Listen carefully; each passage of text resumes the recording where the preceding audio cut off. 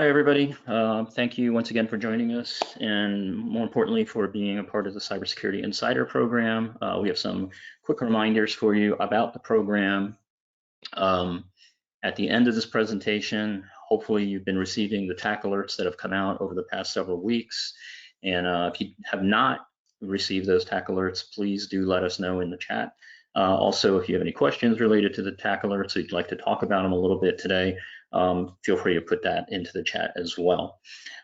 With that, just a reminder that what we present here and in subsequent presentations as part of the Cybersecurity Insider program is always presented as is. It's very hard for us to really provide specific guidance to any one organization as part of these presentations, obviously. So we do encourage you to make sure that before you embrace anything we say, you do vet it against your specific organization and needs.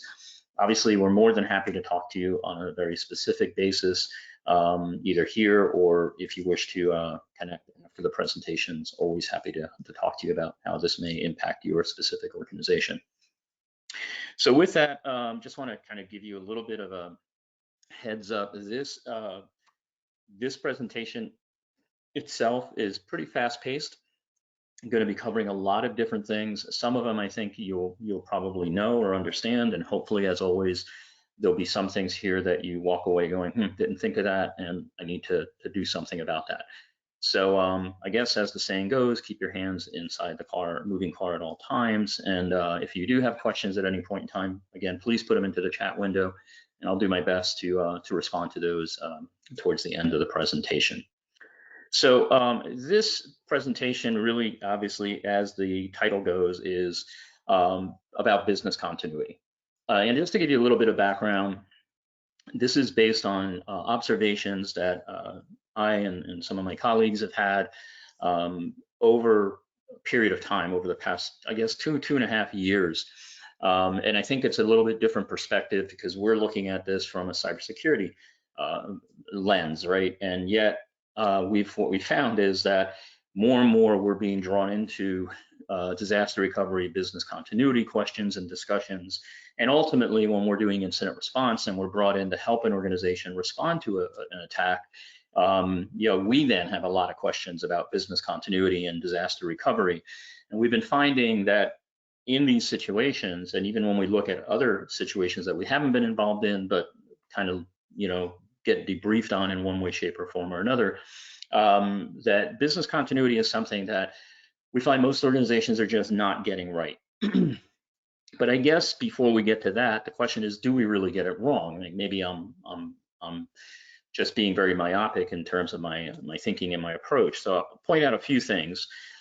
First of all, most cyber attacks occur within 14 minutes or less, and we'll come back to that in a few moments, but I think it's important to understand that once the attack is launched, if it's an aggressive attack, if it's something that's aimed at taking out your environment, you probably have about 14 minutes to either contain or prevent that attack.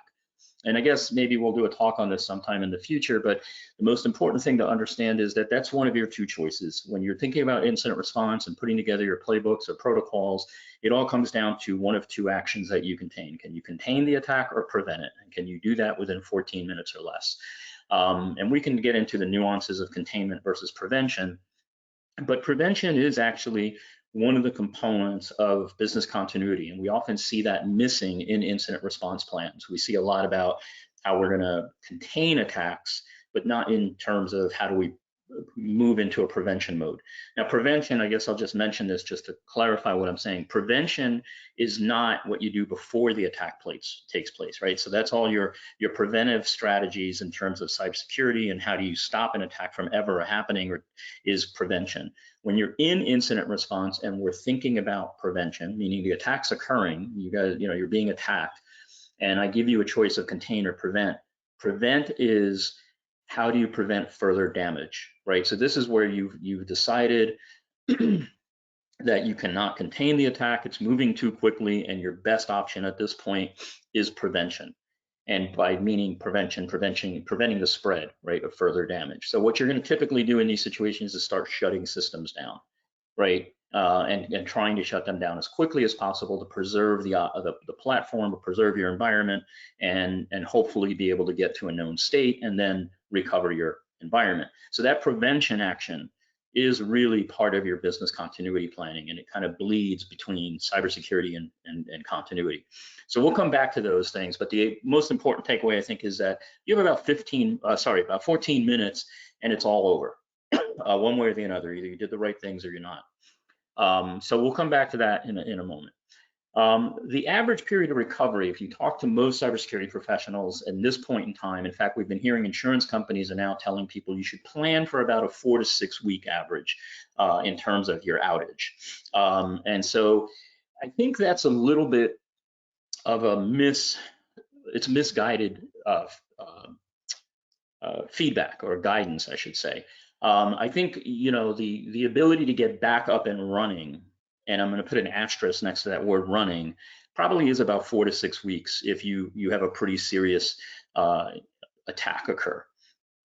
The real eye-opening is that CISA, which is part of the Department of Homeland Security, did an analysis of cyber attacks across industries, not just healthcare, and really came back with some very interesting data. And that is that your true recovery takes about 10 months. So we should probably maybe spend a few seconds on what do we mean by true recovery versus this 4 to 6 week number. True recovery is when you actually have no remnants of the attack left in your organization. So you may get your initial systems up and running, or critical systems, or your tier 1 systems, or whatever you're calling it, up and running and being able to operate. But all of the other things that have to occur in order to really get back to 100%, and as things were prior to the breach, could take up to 10 months. And so when we think about business continuity and we ask, are we even getting it right? Or are we, do we get it wrong? I think the reality of life is more than likely we're not, as an industry. I don't know what you're doing individually, and if you're doing everything right, awesome, because you're in the minority. But if, as an industry, we probably aren't thinking of these things in terms of weeks, let alone months of recovery. And this is where we start to get into challenges when we actually do have an incident.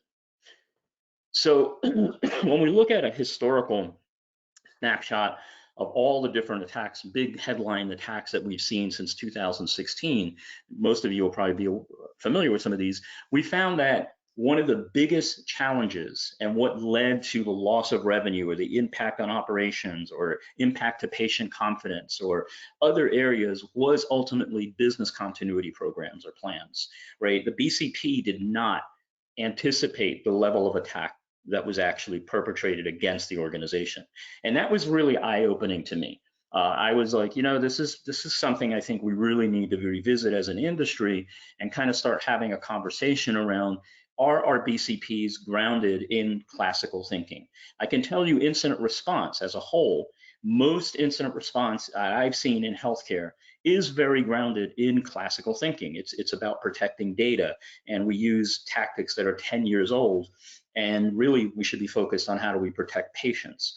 And so that's a whole different conversation. But the fact that we're probably misfocused on how do we do incident response today probably also impacts how we're doing business continuity. We're probably looking at it and doing what we did 10, 15 years ago and not really understanding that those principles never had to think about a 10-month outage. Never had to really think about several weeks of outages. And we'll talk more about this in a moment, but I want to kind of give you a snapshot. So I think it is fair to say that we are getting it wrong. And we need to revisit business continuity as an aspect or component of cybersecurity, or just overall, just how do we, just part of our day-to-day responsibilities as IT professionals. And so I can tell you, either as an outcome of the tabletops we do with clients, we've done tabletop exercises probably for about 600 hospitals now, and we've had well over 1,000 people attend our tabletops across the entire country.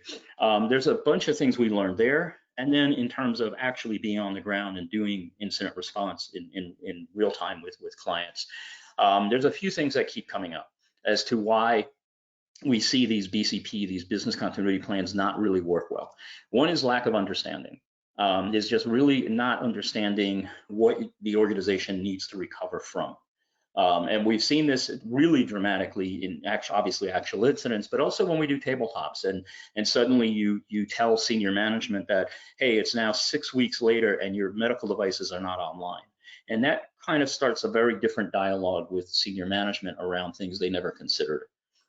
And we'll come back to that in a moment. Insufficient resources. This obviously plagues everybody along all different axes in terms of staffing, but this is even more important during an outage. One of the big challenges we see when we're responding is that insufficient resources becomes amplified. Right. So, and it's simple things like I'm not even talking about technical stuff like how do you rebuild servers and how do you rebuild servers while you still man your help desk. So all those things are in and of themselves a big challenge. But even really simple things like, do you have enough staff to run orders from the 3rd floor down to the lab and then pick up the lab results and get them back to the 3rd floor? Because if you have a major outage, you have a big issue. Now, some people say to me, well, we have downtime procedures to handle that. And we'll revisit that in a moment, but typically the downtime procedures work for a very short amount of time. And we'll come back to that, right? Failure to test plans. I'll talk more about this later, but this is a big thing we see is really not testing the plans. And again, we'll talk more about this in a little bit.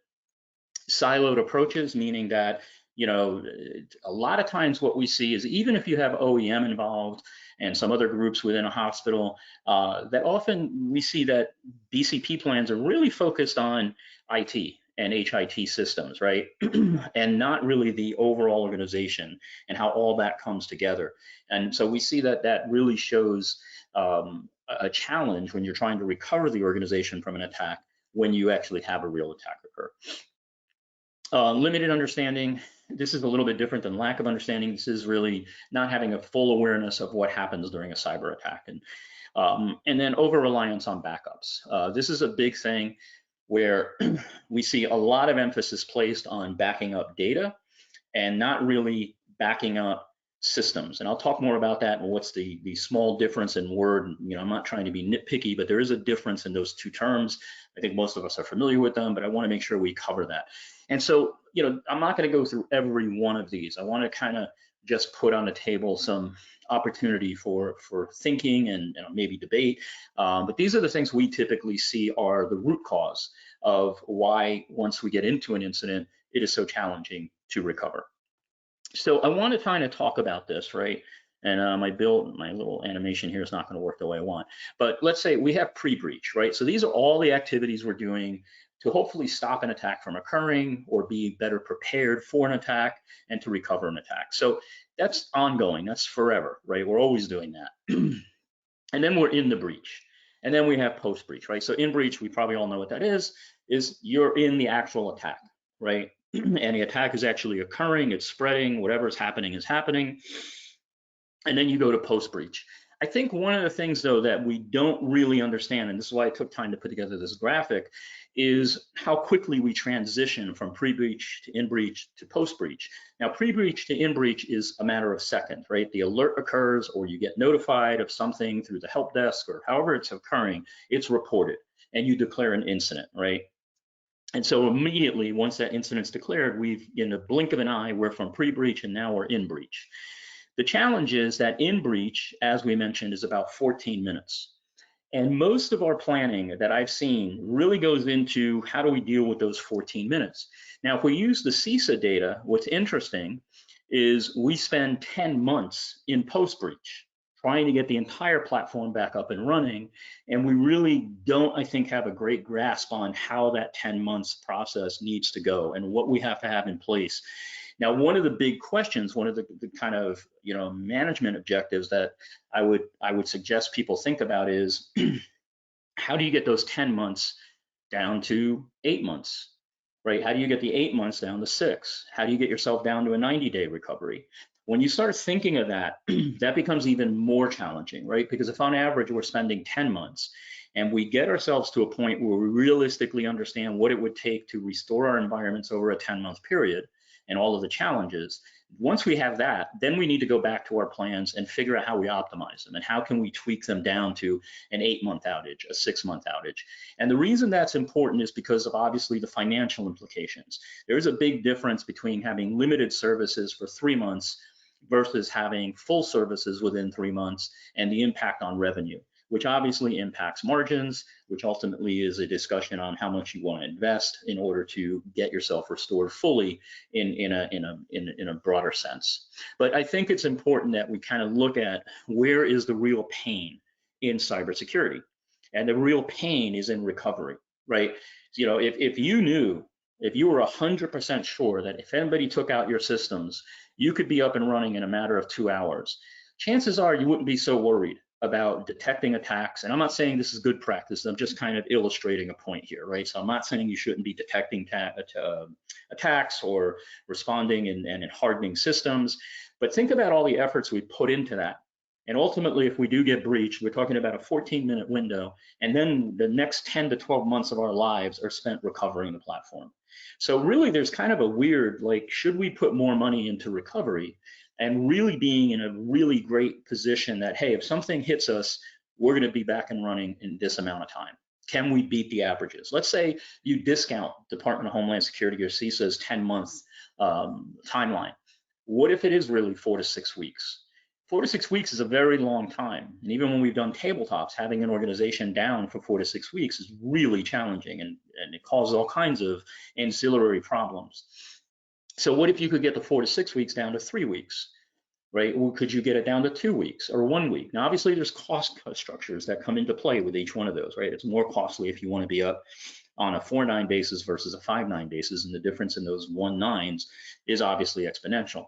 But my point of this is if you start thinking of this in terms of, should we begin to accelerate or evolve our post-breach activities, you may find that you have a better return on investment long-term than continuing to spend a lot of time in your in-breach activities. And that doesn't mean you should not impact your pre-breach. If I would say, hey, where do you want to spend the most money? It'd probably be pre-breach and post-breach, is really figure out how to stop something from ever occurring, and then if it does occur, how to recover as quickly as possible. But again, that's up to you to decide if that's the right approach or strategy for your organization. I'm just trying to illustrate the issue. So the problem that I see if we keep going down this path is that when we work with organizations, typically what we see is that their downtime planning and ability to manage downtime is anywhere from 8 hours to 72 hours, right? So typically when we go in and we're working with somebody in a tabletop because things are more calm, and we say to them like, well, how long do you think you could be on paper or off your systems? The answer comes back as, well, 24 hours or 16. And the most we've heard is 72. So what that tells me is that that organization, their business continuity plan is tied to a 72-hour clock. And I'm being generous because a lot of organizations will tell me it's 8 hours, 10 hours, 12 hours. But that's the ultimate litmus, right? How long do you think you could be on paper? 72 hours. Now, what's the problem here is if we cross that threshold, if we go past 72 hours, we have chaos breakout, right? And this is not meant to be funny.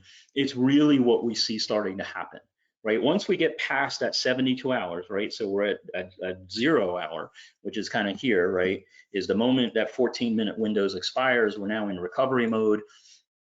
Whether we like it or not, we are, because the attackers have probably executed their attacks. And so now we're in a position where the clock is ticking on the downtime procedures. And what we find is when we cross this threshold, people are either tired or exhausted. You start to realize there's a lot of things you didn't plan for. You start realizing this is going to be a lot longer than you thought. And as this clock continues to tick, you know, we're in 1 week, 2 weeks, 4 weeks, 6 weeks, it really is a very big challenge, right? So again, it brings me back to how well or how much better do we need to get at this post-breach activity.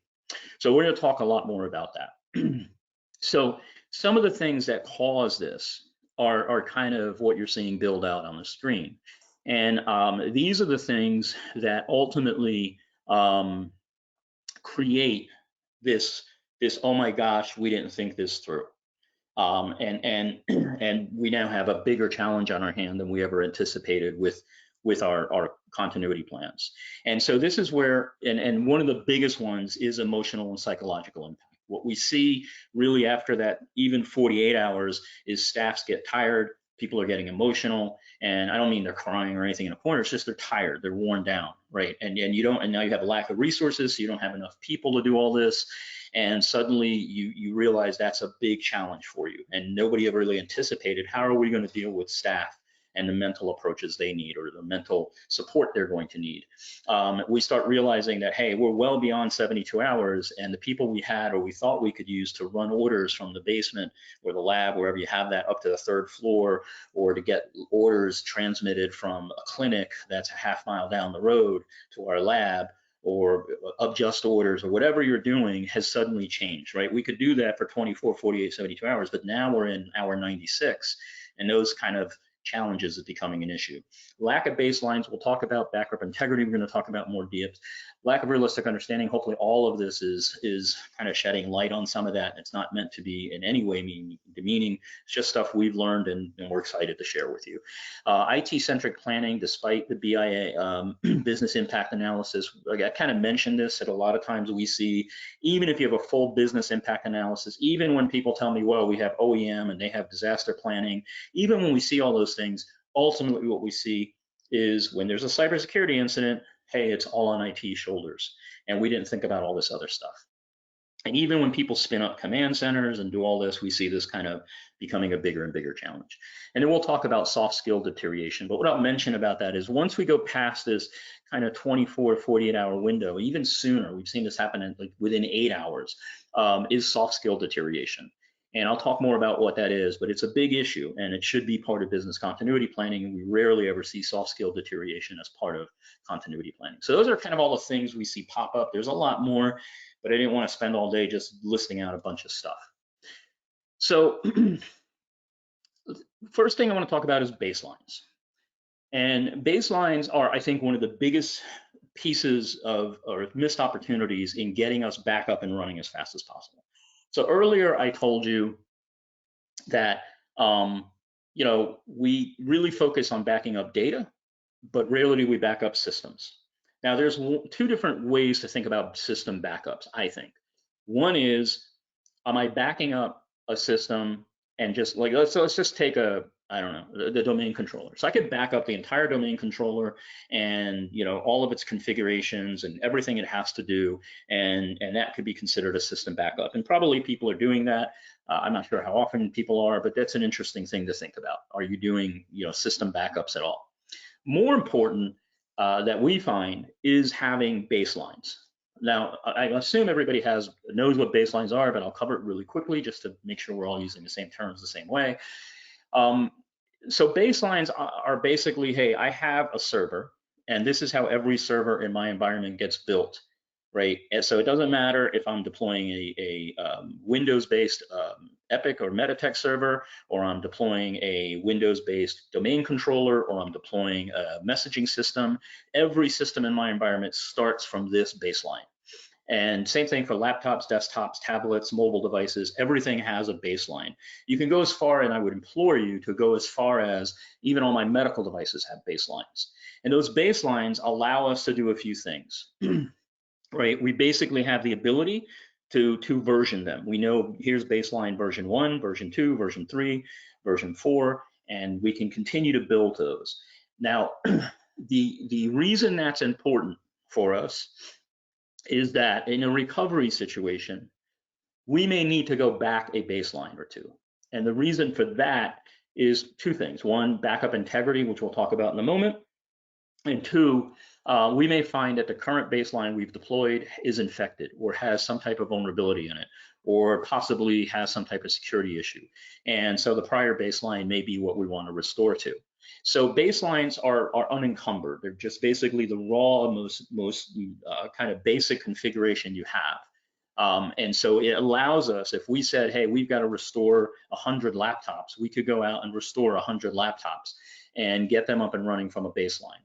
And we could decide which baseline is the most appropriate, either based on the hardware we have available or the threat landscape that we're dealing with in the attack surface. So baselines are important. What you see here on the screen, these questions are part of what we do when we're doing HIPAA assessments. And so, or we're doing risk assessments or maturity modeling. So if you don't have these questions being brought up in your risk assessments, these are things you should be asking yourself. And this asset valuation and HVT scoring is really two things. Some of you are going to say, look, I can't create baselines for everything I have. So what do I do? Well, one thing you can use is asset valuation, or however you want to. Sometimes in a BCP, we'll see critical assets versus non-critical. We like using asset valuation. So asset level 1 are things that are really not important at all. And then asset level 5s are things that support life. So those are probably going to be your medical system, your medical devices, your telemetry units, things like that. And then 2, 3, 4 are your striation of everything in between, life support and not important.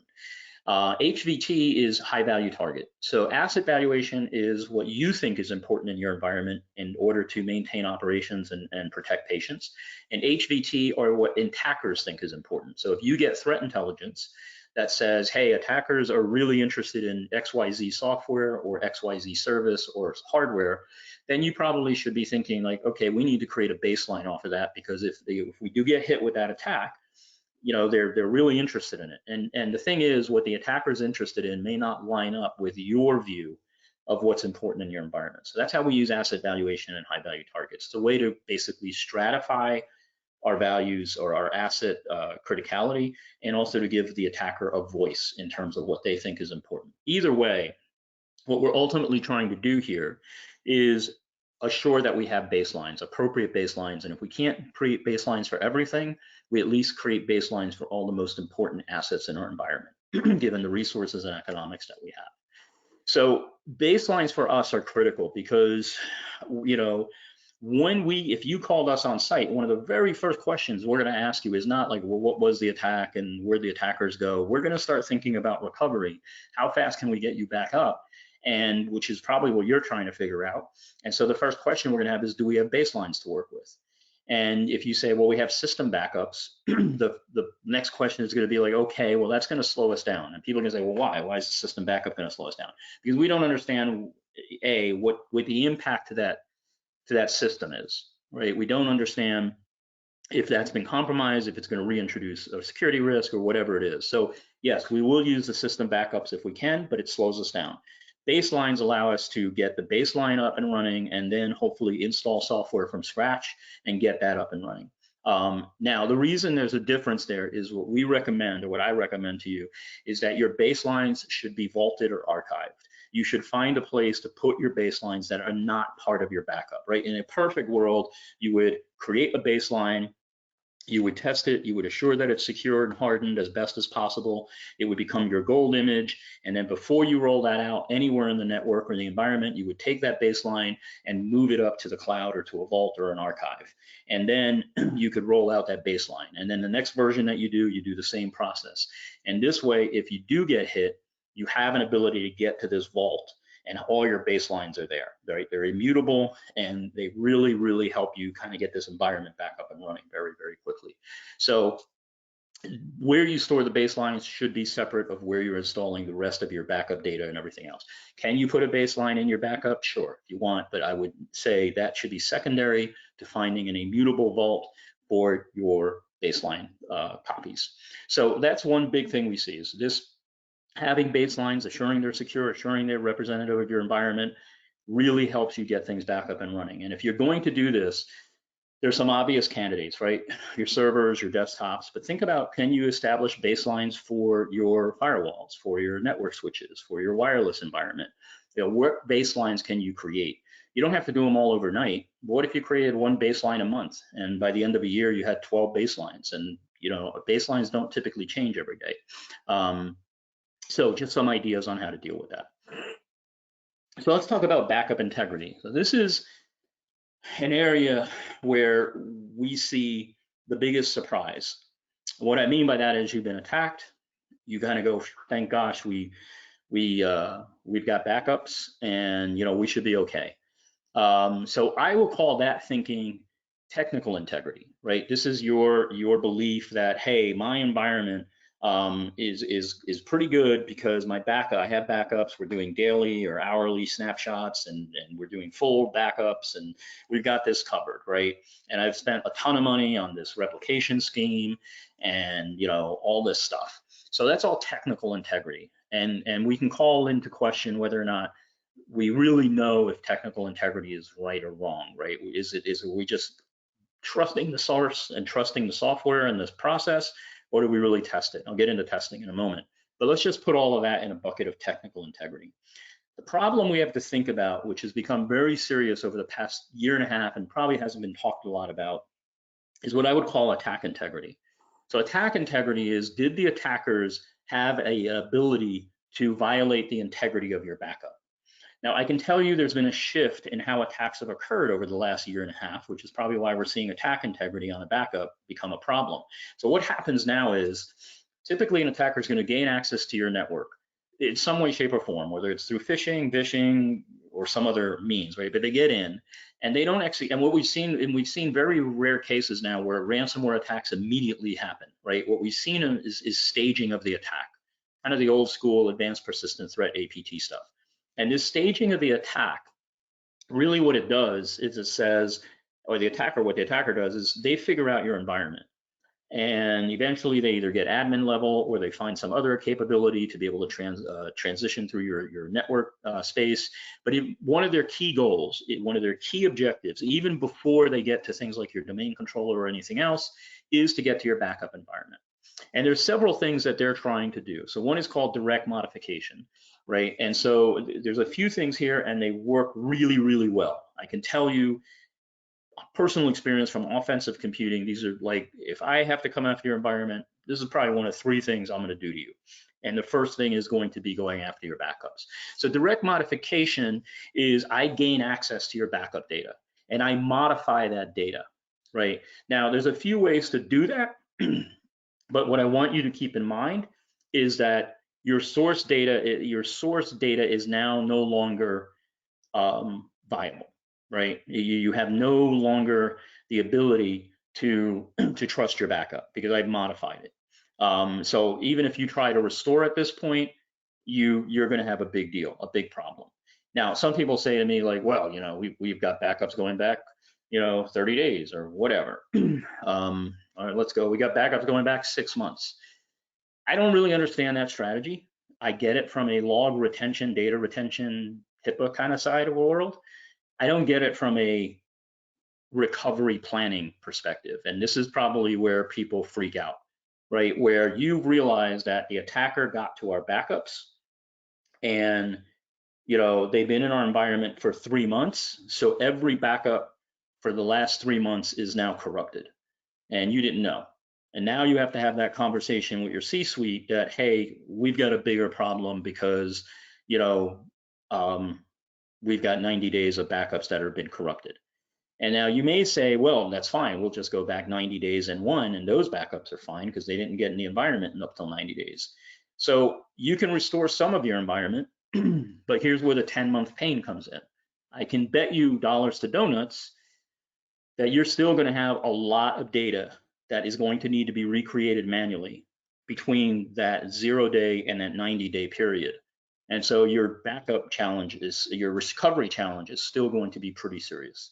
So keep in mind that having these long-term backups have some value, in terms of maybe recreating users and creating that delta, but don't put all your eggs in that basket. But anyway, first thing here is direct modification. I corrupt the backup. Second one is obviously installing malware onto the backup system. Backup systems are no more secure than any other system regarding the ability to have 0 days or other vulnerabilities. So getting malware onto that backup system and altering its operation is a key thing, right? If I can tell you that your backups are being done, I mean, I guess. All right, I'll say this. So, one really cool attack is basically I get to your backup system, I demonstrate to you that yes, backups have been completed successfully, but really what I've done is I've given you kind of a Stuxnet approach. You think everything's fine, but behind the scenes, I've deleted your backup files and I've replaced them with zero inflation files, basically a file that has a bunch of dummy data and is backing up and going to wherever you're sending it, but the actual contents of that file are garbage. So that's one way I can use malware, right? Is to give you the perception that everything's going well, but it's not. And then manipulating metadata, right? I can get in there and start changing timestamps, checksums, doing all kinds of wacky things to trick the system that's doing the backup to do what I need it to do and ultimately circumvent the integrity of the system. And then supply chain, right? If I know you're backing up to the cloud, can I go after the cloud provider and cause challenges to them? So the real kind of bottom line message here is I have had way too many conversations with people where they tell me that, you know, hey, they're good because they've got backups in place. And really what I need you to kind of think about is life has changed. Bad people now know that. And so there's a lot of effort placed on going after the backup and creating a challenge to integrity before launching the actual attack, right? So I could stay in your network for 90 days, 100, you know, I think 220 days is the average amount of time in a network. So if I get in there and I'm in there for 220 days and I've messed with 220 days of your backups in some shape or form, and then I launch my attack, you know, that's going to be a hard recovery. So something to think about. Soft skill deterioration. So this is a big one. You don't have to read what's on the right-hand side of the screen, but I'll give you an example of what we mean here. And this sometimes we see occur within hours of a real serious attack. It doesn't have to take 72 hours. We see deterioration of skills occur immediately, right, within 8 hours. So what is soft skill deterioration? Now, I typically use a nursing example for this, and I'll talk to you about that, but this can occur with any kind of skill, right? So for example, we see this when we go to do recovery and we're asking network admins to rebuild servers. And they're like, well, I'm gonna have to rebuild it from scratch. And you can see that they're scared, right? Because they know all eyes on them. People are waiting for these servers to come back up and they don't have baselines. And so they now have to build things from scratch. And when you've got, you know, a bunch of VMs and you got a huge hypervisor environment, and you got to reconstruct that, and your network settings aren't right, and you forgot that, you know, when you set this up 2 years ago, you had to do something special on the switches, and traffic's not routing the way you want. You know, that's where we get that emotional psychological hit, right? And now it becomes a bigger issue, and it's really hard to deal with that. So that's skill deterioration just on the IT side, right? And then we start thinking about clinical app configuration and a whole bunch of other stuff. But where we see this really kind of be sneaky and we don't really call it out as part of business continuity planning is clinical staff. And we kind of joke about this, and I think it's kind of funny, where, you know, I'll go to Chime or Muse or wherever, HIMSS, and people will talk about like, well, yeah, you know, these new physicians couldn't do XYZ without a computer, right? Or they wouldn't even know how to write an order if it came down to it, you know, or whatever it may be. And I think that, you know, it's kind of interesting and I guess somewhat funny, but if we step back and think about now you've been part of a cyber event, you need to think about this in terms of patient safety. One of the skills we see that a lot of people have lost because they are relying on EMRs and other types of systems is ability to do med math. And so we see this hit really hard where you're trying to do things like what's on the screen there is IV titration. And so what we see now is, hey, an attack is hit. I tell you that all your medical devices are gone. You've been using smart pumps for the last 5 years to do your IV titration automatically, and you get to input, you know, the patient's weight, and it does all the calculations, and you're like good to go. Now all of a sudden we take that away, and the last time you did med math was when you were in nursing school. So this is a pretty serious situation. And we've actually been in tabletops where we play out this scenario, and we've had chief nursing officers say to us, like, this would be a massive issue. You know, I don't even know where I would start. We've actually had organizations come out of those tabletops and go in and do mandatory med math classes on a quarterly basis now so that their people can stay up to par on how to do med math. Now, I'm just giving you a simple example. The real message here is skill deterioration will impact recovery, and unfortunately, it could impact patient safety. So when we're thinking about business continuity, again, we sometimes think about this just from IT, and so we're siloed, but, you know, there's a lot bigger things, a lot of kind of, you know, challenges and twists and turns that become part of this recovery process. And regardless of what department you're in, you know, getting the organization back up and running is everybody's job, right? And we don't want to be in that 10 months till we get fully going.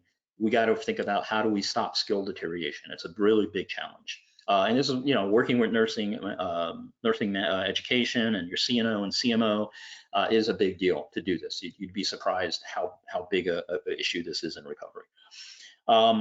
So some of the things I want to kind of talk to you about. One of the things we've been seeing, if you're a bigger organization, this may be something you want to consider. If you're smaller, you probably wear multiple hats anyway. But integrating security, your cybersecurity team, or whoever's responsible for security, if you have a CISO or an IT security director, I would make business continuity, you know, their job. If you attend our session next month, we're talking about the electric sector or the power sector and what we learned from them and that could apply to healthcare. One of the lessons they learned is, you know, your CISO is responsible for business continuity because it is a part of security, right? It is a part of the grand equation of, okay, we've been hit, how quickly can we get back up and running and recover from an attack? So I would just tell you, this should all be one thing: business continuity, incident response, cybersecurity, one integrated approach. Realistic restoration testing. If you want to know, how do I know if an attacker has gotten to my data and corrupted it, you've got to do a real restoration. I can tell you when we go through HIPAA assessments or whatever, maturity modeling, or whatever, NIST 853 and NIST CSF, whatever we go through when we're doing assessments, one of the big things we ask people is, do you perform restoration? Everybody pulls out a really cool little policy and shows us how they do it. And yeah, we do monthly or weekly or whatever you're doing, restores. And then we ask them, okay, who's inspecting the data? Do you have a clinical analyst, a clinician? Like, who is coming in and telling you that data is still valid? And the answer I get is, well, no, we just do a restore and we get a report that the restore occurred. Well, that's not doing a restoration test. That's just the testing if the software can load a backup. A restoration test is really looking at the integrity. You actually have somebody with knowledge of the data validating that that data is still has integrity, right? That there's data integrity there. So doing this is a real fast way to figure out if something's gone wrong. Either you have a system issue or you have an attacker in the environment who's gotten to your backups. So realistic restorations, I know they're a pain because you have to get other people involved, but really think about, could you use these? Maturity risk assessment for business continuity, you know, whether we would do it for you or somebody else or whoever you want, really have somebody take a look at, hey, is this plan really respective of the current threat landscape and current best practices and challenges? Or are we still using things that are kind of dated and just came up through the years in HIT? So it's well worth trying to go down that path and figure out where you really stand before you have a real incident, and then you realize we probably have a lot of lessons we could have learned. This is one that's kind of simple, but I don't see a lot done, is doing a pen test specifically against your backup system, right? Is asking somebody, because typically you're doing external, internal pen test, I hope. Maybe you're pushing it and doing wireless security assessment. Maybe you're doing a physical pen test, which all those are really important and great to do. But usually, even if you're doing an internal pen test, they're pretty broad, right? You're trying to figure out, where can an attacker get to an environment? What can they learn? How can they move? Can they traverse? All that. It probably is worthwhile to say, hey, look, can you just do a pen test on my backup system, right? Tell me if an attacker could get onto the system, could escalate privileges, could introduce malware, could ruin the integrity of my backups. Could they do that, right? Because I think being able to get in front of at least that problem helps you sleep a little bit better at night, knowing that, yeah, we have some issues with the backup and we fix them, or we patch them, or we talk to the vendor. Okay, it's backup strategies. So you probably all heard about 3-2-1. If not, you basically want 3 copies of your data. You want to have 2 copies stored on different mediums or devices and 1 copy stored offline. I think this is a good starting point, but doesn't really work completely in today's world.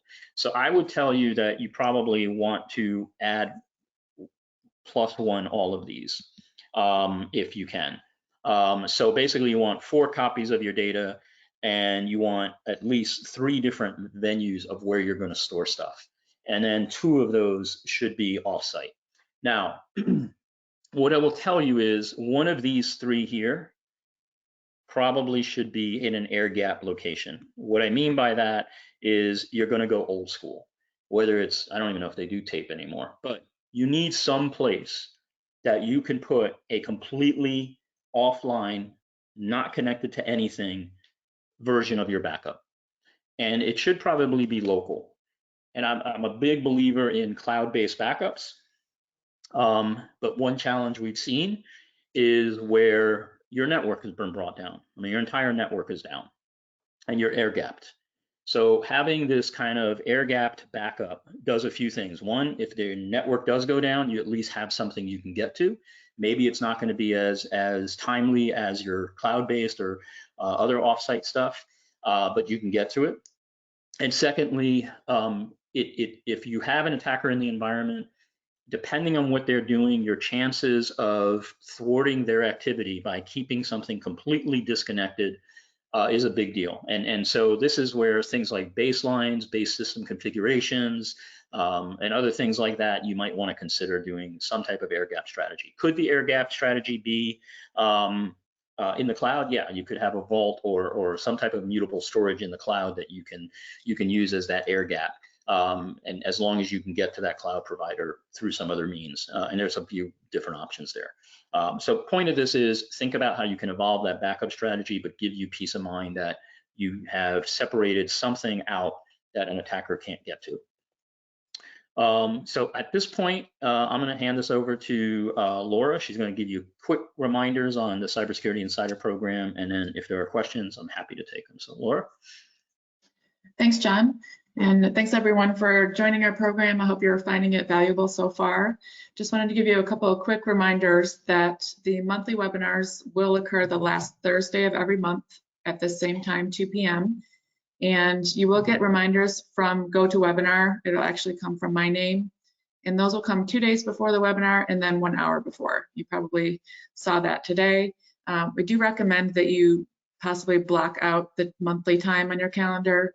GoToWebinar won't send a notice for you to block it out for the rest of the months for this year. So that's just a little tip if you want to block out your time. And just another reminder that anyone from your organization can participate. So if you're finding this information valuable, if you have others from your team that you want to hear this information, you can share the registration link with them and they're welcome to sign up as well. And by signing up, everyone is automatically registered for the rest of the monthly webinars through the end of the year. And another reminder, the YouTube channel will have all of the webinar recordings as well as additional training videos, and we will be updating that content as we go throughout the year. And you can use that training for your security training. There's ransomware training on there, so a lot of good resources for you. We do have one special event to note that we will be doing a group tabletop simulation. John alluded to tabletop simulations a little bit earlier, but this is a group virtual situation where we will go through today's threat landscape.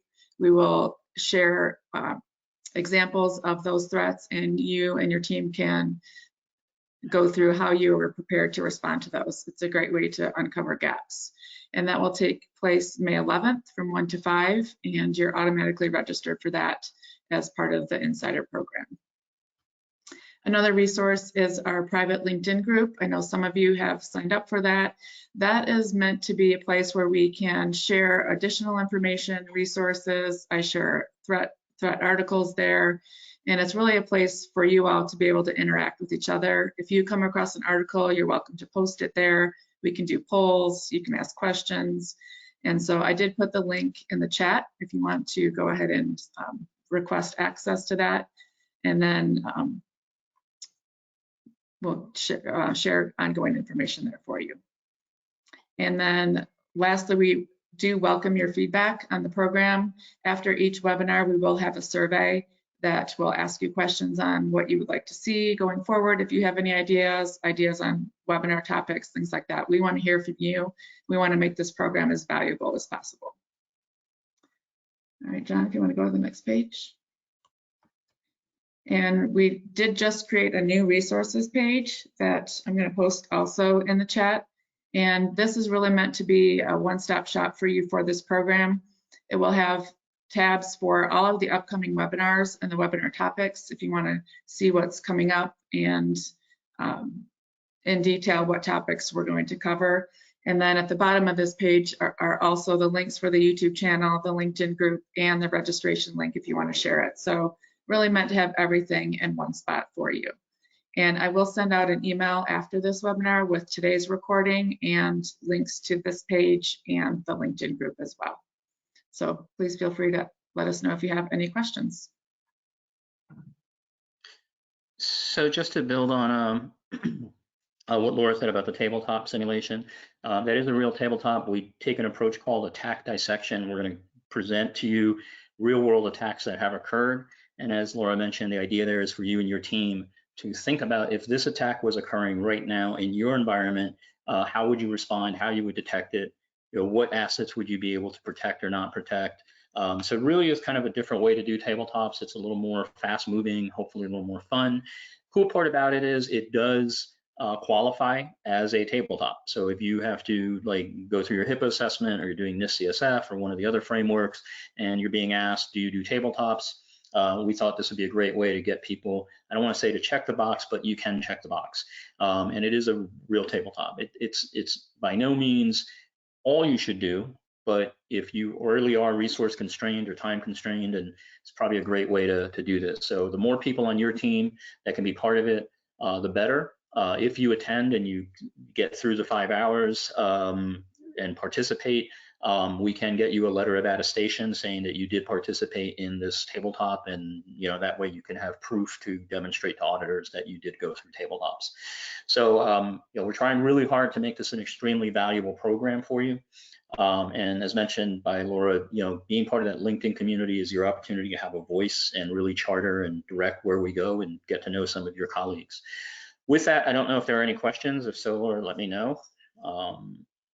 There are no questions at this time. So with that, hopefully this was valuable. If there's any questions you do have, feel free to reach out either through the LinkedIn forum or directly to us or one of your CloudWave team representatives. And I look forward to talking to you in a few weeks when we talk about kind of the lessons learned through the energy sector. So thank you, everybody.